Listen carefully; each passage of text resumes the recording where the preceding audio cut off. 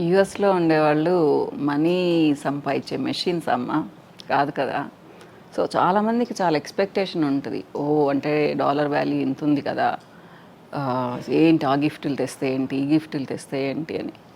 Parents కూడా ఈ మధ్య చాలామంది చాలా ఎక్స్‌పెక్టేషన్ పెట్టుకుంటూ ఉన్నారు. అంత పంపించొచ్చు కదా! ఇంత పంపించొచ్చు కదా!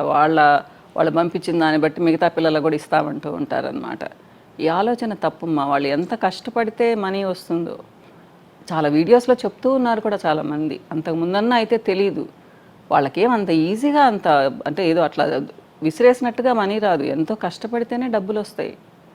ఆ డబ్బులు మనకు పంపించినప్పుడు దాన్ని జాగ్రత్తగా యూజ్ చేసుకోవాలి గానీ, విచ్చలవిడిగా ఖర్చు పెట్టేసి, మా పాప ఏం పంపించడం లేదు, మా బాబు ఏం పంపించడం లేదు, వాడు జల్సాగుంటాడు, నా కూతురికేం పెట్టడు, కొడుక్కేం పెట్టడని అంటూ ఉంటారు. ఇది తప్పు కదమ్మా!